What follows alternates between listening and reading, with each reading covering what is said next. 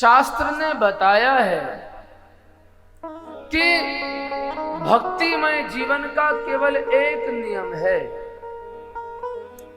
और अगर उस नियम का हमने पूर्ण रूप से पालन कर लिया तो महाराज इस मानव जीवन में कहीं भी कोई दिक्कत आएगी नहीं। वो उस नियम का नाम है महाराज शरणागति। और भक्ति के जो वास्तव मायने जो है महाराज वो भी शरणागति है। शरणागति क्या? कि जब तक हम खुद को मानते हैं तब तक आपकी भक्ति अधूरी है। संसार के काम कौन कर रहा है? मैं। पैसा कौन कमा रहा है? मैं। बड़ी बड़ी डिग्रियां विद्या हासिल करके किसने पाई? मैंने। बेटी की शादी किसने करी? मैंने। इतना बड़ा घर किसने बनाया? मैंने। फैक्ट्री किसने बनाई? मैंने। जिस दिन तक ये भावना आपके मन में है समझ लीजिएगा कि आपकी भक्ति अधूरी है महाराज। और अधूरी क्या, यूं कहिए कि वो भक्ति शुरू भी नहीं हुई है। और सही मायने क्या है महाराज? आप किसी भक्त से बात करिए, जैसा कि श्रीमद् भगवत गीता में हमारे प्रभु ने कहा कि अहंकार विमूढ़ात्मा करता हम इति मन्यते। अहंकार में चूर है महाराज। और कलाकारी कितनी बड़ी है। जीवन में कोई बढ़िया काम होगा क्या?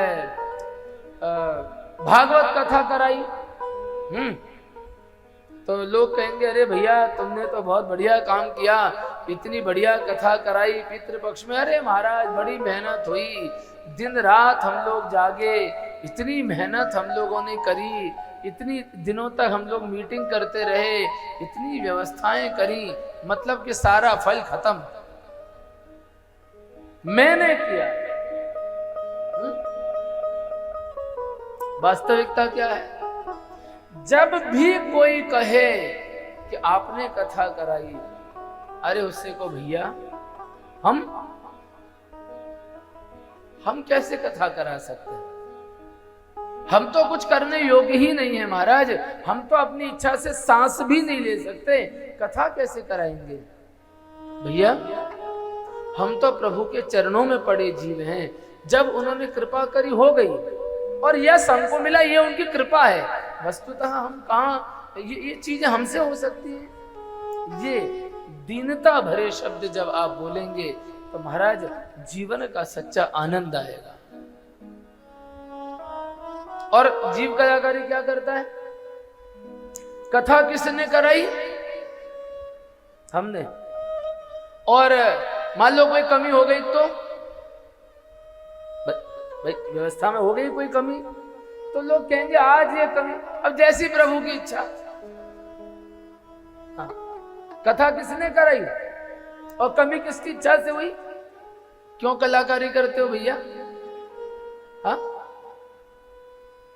ऐसा नहीं। मतलब कि ये एक उदाहरण है केवल। हाँ, घर किसने बनाया? बेटी की शादी किसने करी? मैंने। कितना बड़ा पंडाल, ओ हो क्या व्यवस्था महाराज, पूछो ना बात। हाँ? 2 करोड़ खर्च किए हैं। हाँ? तुम क्या जानो, इतनी मेहनत से कमाया, दिन रात एक कर दिया महाराज। देखो व्यवस्थाएं। 3 रात से सोए नहीं है। अच्छा, और ये एक व्यवस्था में कमी। अब कोई नहीं, जैसी प्रभु की इच्छा महाराज। ले, यानी अच्छा जितना किया वो मैंने, और कमी जो रह गई वो ठाकुर जी की इच्छा। ज्यादा चतुर मत बनो भैया, वो चतुर शिरोमणि है, उससे चालाकी नहीं चलती। हाँ, इसलिए जब भी जीवन में कोई ऐसा अवसर आए प्यारे कि किसी भी कार्य का मानव आपको श्रेय दें, उस समय मस्तक झुका लो और प्रभु को याद करो कि प्यारे ये तो मेरे लिए बड़ा दंड हो गया आपका। कन्हैया मैं तो आपकी शरण में पड़ा हूं प्यारे, मैं कहां कुछ कर सकता हूं। मैं दान नहीं कर सकता, मैं कोई धर्म नहीं कर सकता, मैं कोई चीज नहीं बना सकता। प्यारे, ये तो करने वाले तुम हो। रहीमदास जी जब मंदिर में जाते थे प्रतिदिन, तो जब दर्शन करके लौटते थे तो गरीबों को कुछ भेंट जरूर प्रतिदिन देते थे। तो और देने की कला कैसी थी कि जब पैसा देते थे गरीबों को तो मस्तक झुका के रखते थे, आंखें झुकी हुई, बड़े वर्षों तक महाराज। तो एक दिन एक व्यक्ति ने पूछा कि रहीमदास जी, तुम तो देते हो भाई, और देने वाले का मस्तक तो महाराज ऊंचा होना चाहिए, देने वाला क्यों झुके? तो रहीमदास जी ने बड़ी सुंदर बात कही कि प्यारे, देनहार को और है, देत रहत दिन रैन, लोक भरम मेरा करें, यासो नीचे ने। देने वाले तो कोई और है भैया, और लोग सोचते हैं कि मैं दे रहा हूं इसलिए मैंने नजर झुका रखी है महाराज। आज मैं ये नाम करूं कि मैं दे रहा हूं, मैं दे रहा हूं, और कल को पोल खुलेगी तो, इसलिए महाराज पहले से झुक के चलो भैया। हम तो कुछ भी करने लायक हैं ही नहीं, हम कैसे कर सकते हैं? जब भी कोई अच्छा काम हो जाए तब श्रेय प्रभु के चरणों में समर्पित करो। कोई कहे भैया बड़ी बढ़िया शादी किए हो, अरे भैया सब ठाकुर जी ने किया है, हम लोग तो बस आनंद लूट रहे हैं।